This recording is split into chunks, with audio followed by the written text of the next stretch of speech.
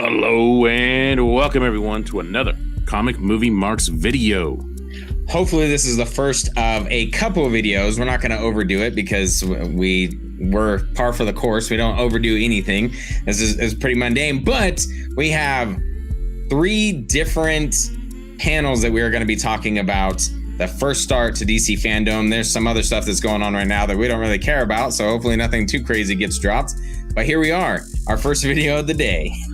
Welcome to Fandome, bitch, because we are talking about DC Fandome and all the great panels that we've had so far, and also cringy panels as well. We're going to talk about the Wonder Woman 1984 panel / trailer, mainly the trailer, because there wasn't much to talk about with the panel. Yep, pretty much. And then Linda Carter shows up, which was pretty cool. They do the old X thing and everything. So that for X-Force. Yep. Yeah, exactly. That's a little derivative.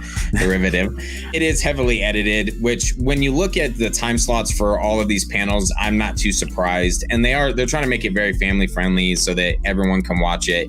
It was talked about in this panel that they are waiting for Wonder Woman 84 to be released in theaters. So I guess that will be the panels. They are what they are. I'm just happy that there's DC Fandome is here. And we have a ton of DC content. Some of it's, bringing me back to the days of as a kid. There's just been a lot all over the board. Exactly. The days of old on yonder. Yeah. So let's talk about this trailer. Nothing too different. Honestly, the tone of the movie is quite set from the 2 trailers that we've seen. They're pretty much identical when it comes to how they've set the tone and how things are going to move forward as Wonder Woman 84 goes on.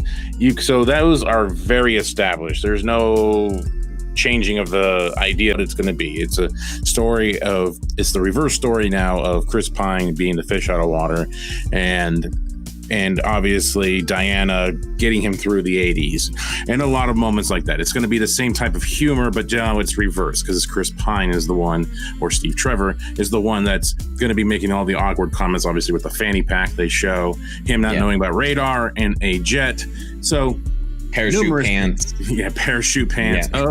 Oh. Anyway.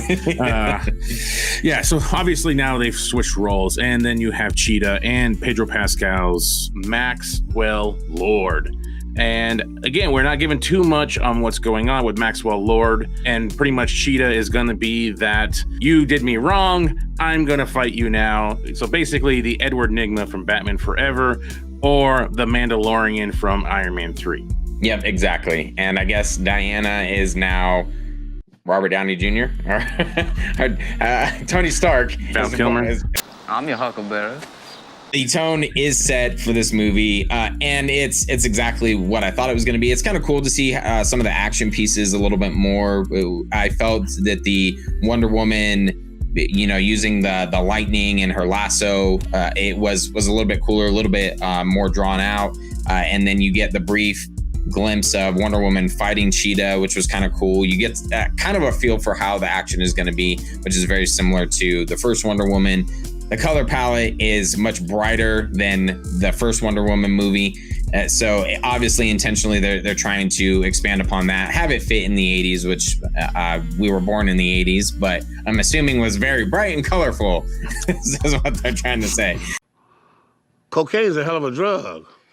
Yeah, obviously Steve Trevor, Diana Prince, they have great chemistry, and Gal Gadot and Chris Pine have great chemistry on screen. So I'm down for those interactions. That was some of my favorite parts from the original Wonder Woman movie. So that is definitely what they're focusing on this one. They took one of the better parts of the first one, and they're definitely focusing on it a lot in this one. So we will see how that goes from there. The CGI for Cheetah looks pretty solid. They've had plenty of time to get it right, so I don't think that there should be any excuses for the CGI for Cheetah. They've had plenty of time.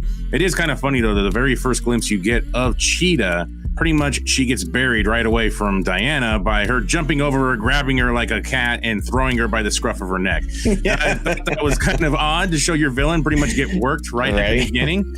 A quick splash match, no problem. But I'm sure she's going to figure out her powers and get stronger as the fight goes on.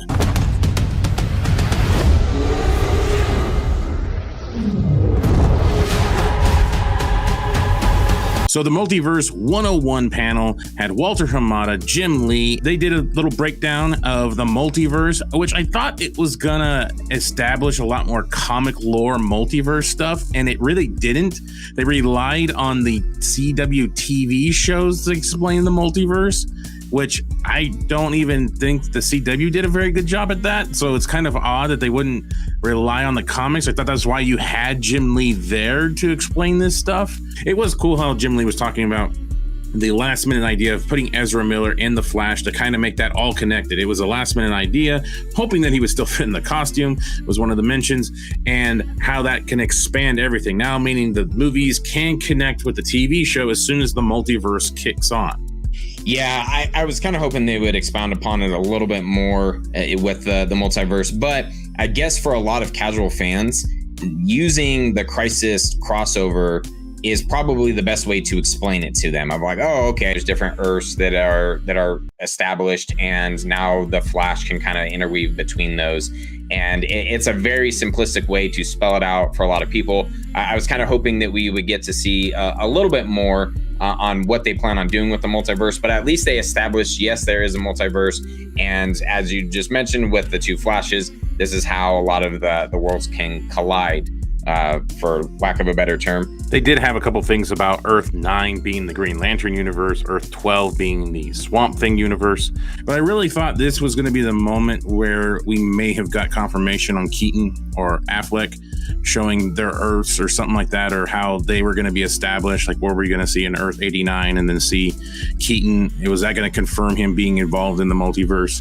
And then we got to the Flash panel, and that still didn't confirm anything. That's kind of what some of the letdown is for me so far with Fandome, is that it's not really confirming anything. It just kind of seems to be a fun thing to plug your movies, and they're not really giving too much additional information on some of this stuff or really releasing anything. I think that's why a lot of the stuff that we were getting through the week came out instead of them being done here on Fandome. I think it's a lot of just establishing and expanding upon what was already rumored. Now it's official. Yep, we're gonna have the multiverse.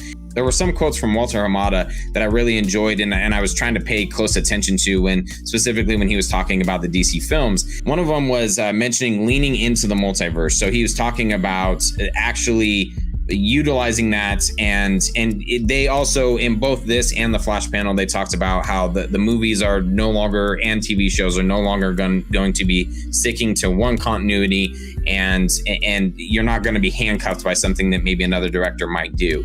One of the other things that I thought was kind of cool is he does talk about that Earth 1 was established with the current Justice League characters. So to me, it seems like Snyder's verse is still kind of the core Earth, and they're going to expand upon that. And they're not ignoring it. They're still using those same characters, and maybe Snyder will be able to continue with his, but they're going to have the characters kind of branch off the other side. Very similar to what we thought, but I love how the fact that he called it Earth 1. He also talked about HBO Max being kind of like a clubhouse for all of the characters and all the directors and every creator to kind of come together, that will link between the film and the TV universes. That will be the common link, is HBO Max. And I like how he used it in terms of a clubhouse. So before, it was kind of weird, and I don't know why there was some unspoken rule with having a TV actor then play that same character in the movies. That there was something against that. There was a lot of complaints with Tom Welling not being Superman when Superman Returns came out, and how come that's something that doesn't exist. And he talks about that a little bit, of that you have movies and then you have the TV series, and there's really no in between, but HBO Max can now act as that in between, and you can expand upon certain films or TVs, and you can have them overlap. So I thought that was a really cool idea. And then we get into the Flash panel. Now, a quick little 10-minute glimpse into the world of the Flash with Andy Muschietti, I believe is how you pronounce that one. They were saying it. Barbara Muschietti and Christina Hudson.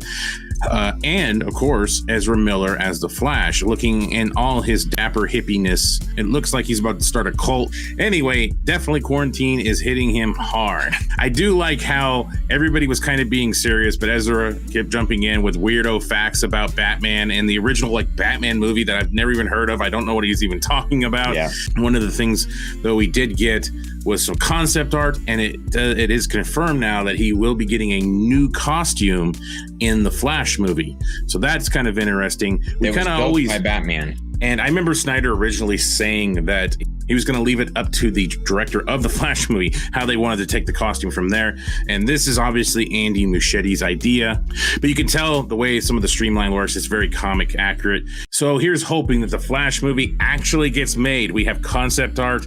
We have a dedicated director. Let's get this done. I can't wait to see what happens with this Flash movie, or excuse me, Justice League 1.5. Yeah, that's essentially what it's going to be. I believe it was Andy Muschietti that said the cinematic multiverse will be born from this film.